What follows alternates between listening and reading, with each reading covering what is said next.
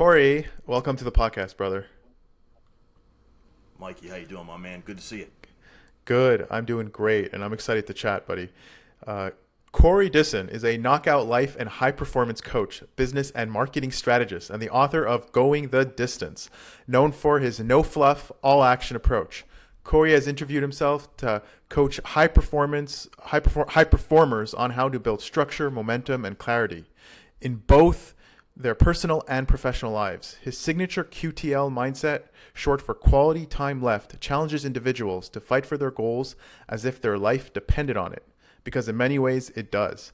Drawing on decades of entrepreneurial grit and deep respect for mentorship, Corey now helps clients stop spinning their wheels and start making real, sustainable progress, both in their life and in their business. He combines world experience with tailored accountability systems that transform potential into performance. My first question to you, Corey, is: were you always this way? Very disciplined, serious. The energy I feel from you is that like you wake up at 5 in the morning and you are pumped to start your day. Well, actually, it's 4, just so we're clear. There we go. Yeah, I am full speed as soon as I hit, my feet hit the floor. I would say that, like a fine wine, it got better with time. When I was younger, a little less disciplined, but, just from a young kid, my parents, demanded a certain way of conducting yourself. Yeah. So it was instilled in me very young, and then along the way, I bumped into a lot of people that kind of reinforced and amplified that. So I really didn't have a choice. I didn't learn it any other way. And the reason why I'm privileged to be sitting on this stream with you having this conversation is because I maintained this discipline for so long. That's awesome. And, sometimes people are born with it, which I suspected you would say it was inculcated in your childhood. And other people learn the value of discipline and being structured because of the cost it takes when they're not.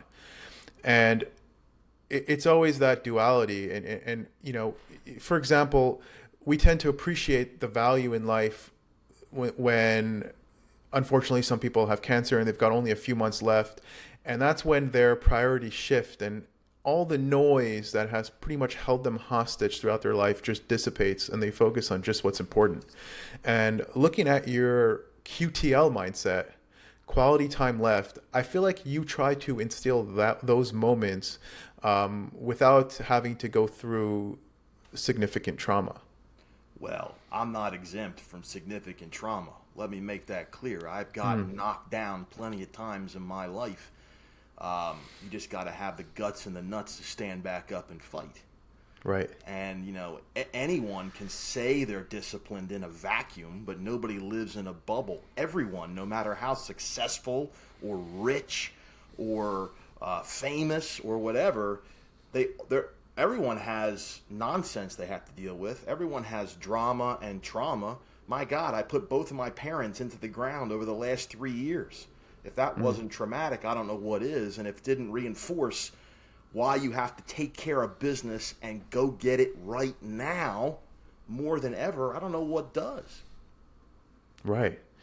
So I guess in terms of the people who you help, tell me like the number one issue you see, if there's a common denominator between them. And if someone's saying, hey, listen, I've got certain discipline in certain aspects of my life, but there's certain areas it's not, and I want to get started with your mindset. What's like the first tip of advice you would give to them? Most entrepreneurs, most people chasing their goals and dreams are tremendously inconsistent. That is the number one trait across the board. And I have worked with people very wet behind the ears, young, and I have worked with people who are, 30-year corporate veterans. The ones that fail to be where they want to go, fail to install a certain system, routine, habits long enough, consistently enough for it to take effect for there to achieve whatever that goal is. Consistency is a big one. Yeah, very interesting. just self-reflecting on myself. In certain capacities, I would say I've got pretty good discipline. I've got a pretty good work ethic. But for example, the one thing that I haven't mastered is sleep. It's just like I am so high performing at midnight. I go to sleep at 4 a.m. consistently. But I fast 18 to 20 hours a day. I don't eat processed sugar. So I've kind of like mastered the art of discipline in some capacities, and in other capacities I'm like, oh wow, I still got a lot of headway. And I sometimes wonder why that is. Like why it took it why I still haven't mastered my sleeping patterns yet. I know how absolutely important it is. Well, I mean, look, you're doing better than most because I heard some buzzwords in that explanation about how you eat, the time you rise, what you don't eat. Yeah. Those are that takes a lot of cojones to Yes, it do took. that, and discipline and structure to be able to do that. So what I would tell you is if you've already shown a pattern to be successful, to do something that's very challenging, all you need to do is rubber stamp that pattern to the sleep. There's no way you can't do it. You just have to fail a bunch trying to achieve it. That's Right. Fail forward, as they say. And that's exactly it. Like, if I were to self-reflect on my eating habits, it took me years to figure it out. I mean, at some point, and I've kind of learned, I've taken on this mindset of something called progressive extremism, where I take on these tiny commitments that I integrate as a part of my identity. And like for example, if people do New Year's resolutions and they starve themselves or they do something crazy for like 3-4 weeks, and then it just dissipates and they're right back to that equilibrium, to that starting point. And I tend to look at it as if I'm going to make a change in my lifestyle, it's got to be something that almost seems seamless, easy to do, perhaps even trivial, but I integrate it into part of my identity, into where it's become super easy to do, and then I just take that next step forward. And then once in a while, and I look back and I go, hey, there's progress. If, for example, cutting sugar out, you can say, hey, no more sugar, and that's really impossible to sustain. But you can say, no more certain kind of sweets in the house, right? Okay, that's doable. No more, and then you kind of find yourself incrementing forward. And when it came to my eating habits, man, that was a tough one. I used to run every day for 3 miles, and I'm like, this feels amazing, don't get me wrong, but it doesn't work, right? Because it's like I'm always plus minus 10 pounds. The moment I stop running, I just bounce right back immediately. And for me, for some people, running every day is the solution. And for me, I found, fasting was something that makes me feel absolutely amazing. And it becomes extremely easy for me to maintain my weight. In fact, I've never had the problem of being too skinny until recently. And I was like, that is absolutely awesome. The what point a I'm trying to make, great problem to have. yeah, and like the point I'm trying to make here is that we listen to what other people tell us to do for advice, and that always needs to be absorbed in a certain lens where with a little touch of abstraction, where you should focus on the concepts and the underlying mechanisms they're telling you, because everyone's solution is different, and you need to take the concepts learned from other people, absorb it in a lens, and apply it to yourself. And I'm actually curious, Corey, what were some of your greatest challenges when it came to discipline? Well, I mean, I'm a lifelong gym rat. I mean, I'm in my 50s now. Wow. And, I've been in and out of the gym since I'm, 13 years old. And I've had various forms of fitness all along the way, whether it was, built like a fire hydrant with feet or cut up like a bodybuilder. And each requires a certain amount of challenges. And will admit that, look, I love to eat. I love to eat. My wife is a great cook when she does it. My mother was a great cook, and she loved making reservations for us to go out to eat all the time. And you put a plate of food in front of me, and I will attack that like I will attack anything full force. So, I mean, I've never been like heavy, but I've been out of shape, and I've had Yeah. to earn it back. But, I've had challenges in the gym. I've had challenges in the workplace. I survived. I was with the same company from when I was 19 until I was 47. Wow. And during that time, I survived an ownership change.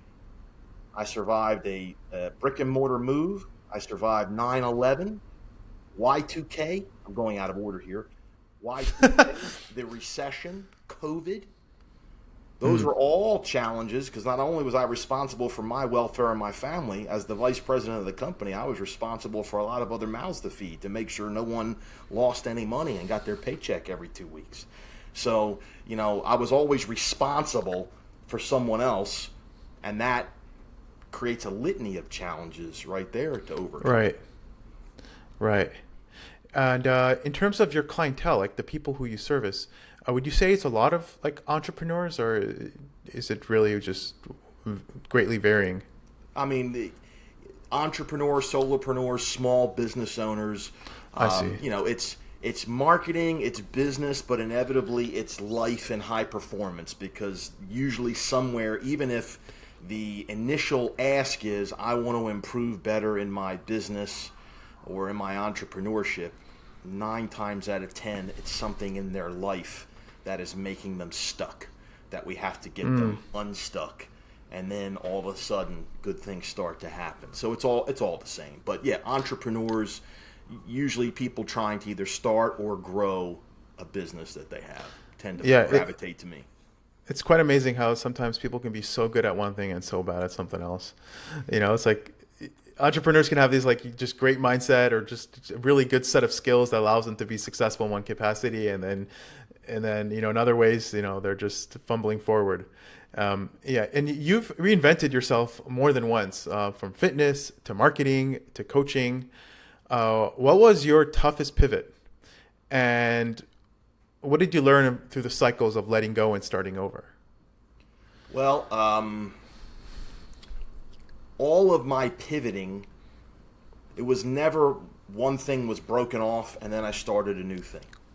I was always wearing 2 hats. You talked about sleep. There was probably 20 years where I barely got any sleep because I was running more than one company at the same time. It was woven into the fiber of my day. Yes, it was a challenge. Yes, I sacrificed maybe some sleep, some time with my family, but I was having fun because I like a challenge. I have a mission, but because I was driven, and when you're driven, you don't think about all of the bad things that are going on while you're driven. You're focused on the goal. After I made these changes and progressed and sort of graduated, I sort of coined what I was able to do, my Shawshank plan. And if you've ever seen the movie The Shawshank Redemption, that is the analogy that I'm talking about. Andy Dufresne was successful because he kept his head down and his mouth shut for 17 years, chipping away at that wall. And he was able to crawl through 500 yards of raw sewage to get to his freedom goal. And that is very much a metaphor for achieving anything in life. It requires sacrifice, patience, hard work, to get to the utopia that you're looking for. And that's what I did. I had no problem getting up at 3:30 to train myself, then go train customers at the gym that I opened, then go run a production company for 8 to 10 hours a day, then go back and train more clients, go back on the weekends to train more clients, do the payroll, clean the toilets, clean the gym. I did that for 5 years until I sold the place. But I was happy to do it because it was mine, number one, and I used that money when I sold it to send my son to the best private school in the Philadelphia area for 4 years. So it was all part of the master Shawshank plan. Very, very interesting. Is there like a certain attribute you would say is the reason why you're kind of beautifully all over the place? It sounds like there's a part of like you're constantly hungry, and do you get that feeling? My wife gives me a hard time for that, and she's telling me to stop having all of these missions. I've been driven since I was a kid. Everything. I always wanted to be the leader, the manager, the captain. Do you think you can learn that? I feel like it's just but I didn't have a choice. Like I said, my mother was a teacher. She was very strong-willed. My father was a manager of people all growing up. And we were, I say we, in our family, it was, you are going to learn to be independent, period. It was not optional. You got to learn how to take care of yourself. I hear these stories of these kids who are like, oh yeah, mommy made me breakfast in the morning before school and got my clothes and made my bed. Are you kidding? I didn't grow up that way, and I don't complain. Yeah. I made my own breakfast. I made my own bed. I got myself in and out the door. I had the little key on the, string around my neck at 8 years old. I learned very quickly to take care of myself, and I never wanted to be last in line with anything. So, just to double down on that, I'm actually curious because sometimes I always wonder if like being really tough on your kids is the way to raise them right, or sometimes that can tip over the edge and it can have kind of like a reverse effect. And I mean, when you're raising your kids, do you try to emulate exactly how your parents raised you, or do you have a different approach? Wow. Yeah, I mean, they'll tell you. And look, I got my older boy, my stepson, who's been my stepson since he's 9. He's 38 years old now, and he's married, and he has a successful job, and he's killing it. And my youngest is a professional athlete. So they responded the right way. That's great to hear. That's honestly awesome to hear. So what do you do when you like to relax? I don't relax much. Yeah. I go to the gym, man. That's my thing. Burn up. It's your happy place. Yeah, I love that. That's my zen. I go twice a day. Yeah, and I'm sure you don't do vacations.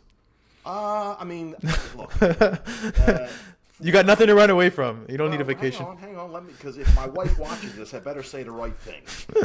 So, I will say this. For the better part of, I would say, a decade, a lot of our vacations were wrapped around my youngest, who traveled all over the United States playing baseball. So in the summertime, we were in Florida, we were in California, we were in Arizona, traveling to all these events as he was getting recruited and such. And over the last 4 years since he's been pro, it's been back and forth to the East Coast several times a year to watch him play. But, I live where I live. Look, you live in Miami. I'm in Mission Viejo, California. It's an alternate universe over here. I mean, I'm a ham and egg guy. I'm the most unfancy person you ever met, but I live in a pretty bougie, affluent area with security and gated community, and everything's beautiful. So my wife and I joke that we live in a resort. Have you ever seen the movie Rocky? Yeah, of course. Okay, my wife grew up where Rocky was shot. Oh, nice. I didn't grow up far from that. So we have very humble beginnings. And if you compare that to where I'm at now, our vacations are where we live every day. I'm semi-retired. We go to the beach. We go to the pool. We have our quality time for sure. But I will say this. My 25th anniversary is coming up. And if I don't get on a plane with my wife, she's going to kill me. Yeah. So from what I'm taking is you do know how to kick it back, but you've got certain things that you don't compromise on. And I feel like your gym is like that one thing you don't, like that's not one thing you mess with. Non-negotiable. What? Any other non-negotiables? Family. Anything else? When I'm eating the way I'm supposed to, which is the better part of a year now, I don't negotiate on that. I'm not getting McDonald's. I'm not having beer.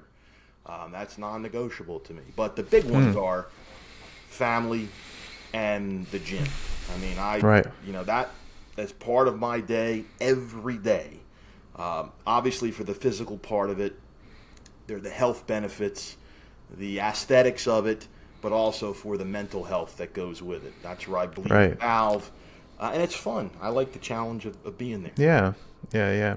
So I wonder, where do you see yourself in 5 years from now? And do you even see yourself retiring ever? Because you mentioned semi-retired, and I was a little surprised to hear that. Yeah, I mean, look, a typical work week for me now is, maybe 20 hours, maybe.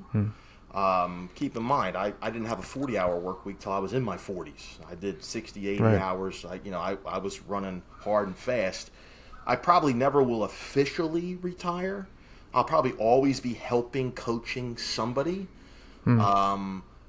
Am I pushing as hard now and driving as hard to keep my funnel full of new business as I've done before? No, I'm not. I mean, I do. It's just part of my fiber of my week of soliciting new business. I do it all the time. But Right. if I have a slow month or two, all right, I'm good. It's fine. I got money in the bank. I'm fine. I'm not a rich man, but the rent will be You sound paid, you sound pretty rich where it's important. You sound like you have your values and they make you happy. And I think there's Jewish philosophy that a rich person is happy with what he has. You know, so You see I that? would say you're. Didn't see that coming. Didn't expect that, did you? No, no. I got to take a second to. That is beautiful. Yeah. So in Jewish philosophy, it's Ezerhu Ashiach Hasamech Bechelko. In Hebrew, that means who is considered a rich person is that who is happy with what he has. And to me, you seem like a pretty rich person. Like I said, quality time left. We talked about that before we went on the air. Yeah. That is the currency that drives me, and that's the ability to have coffee every morning with my wife, to schedule my work around my life and not the other way around. Right. To hop on a plane whenever I want. I want to go see son Yeah. number one or son number two. I don't ask permission. I don't have to punch in or punch out or give 2 weeks notice. I get up and Right. go. It's on me. And I'm good with that. I worked a long time chasing the material. Right. Okay? I had the big house. I had the Jaguar and the Mercedes Benz and the Harley Davidson. I had all that stuff. I got rid of all of it. I sold it all. And I live in a simple home in a very nice area. I don't drive an expensive car because what's I feel like important to me is that time. understanding takes decades to come to. It took me a while Like- to figure it out. I didn't know that as a young man because I mean, chose how the could- other. How could you? There's no other way to understand that without living through it, right? Because we spend our whole life in our younger years chasing wealth and chasing money and chasing that sort of success. And then if only we can realize that once we have it, it's not really what we're chasing. We probably spend a lot more time early on focusing on what is more important. Everyone's North Star is different. My definition is not yours, is not the next person's. But Right. what I will tell you is that you get one at bat in this life, man. You get one. I was, especially what put the exclamation point on things for me. 3 years ago, I buried my mother, and then a few. Sorry to months hear ago, that. I buried my father, and they were vital cogs in my wheel. I got along very well with my parents. We talked all the time. We visited each other all the time. They were welcome. They grew up with my family. We all sort of grew up together, which was great. And, seeing them suffer from being Yeah. sick, it flipped the switch in my mind. Like, what am I waiting for? What am I waiting for? I've had a long career. My kids are grown and out on their own. I can't put it in the casket with me. Right. I need to live for the now, do what I want now. And what I want is quiet, peace, no drama, time with my family.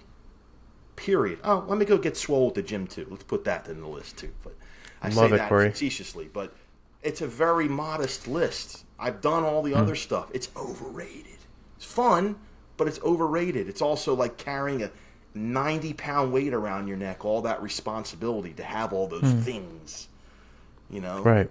And it doesn't Right. matter. It doesn't matter. It really doesn't.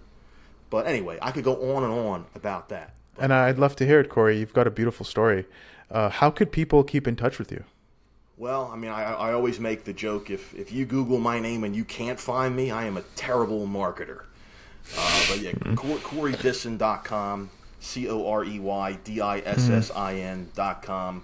I'm on all the socials. LinkedIn is my Right. drug if you ever want to see me there. I'm on the other ones too, but I'm not hard to find. Great. Well, thank you for your time, Corey. It's been an honest pleasure.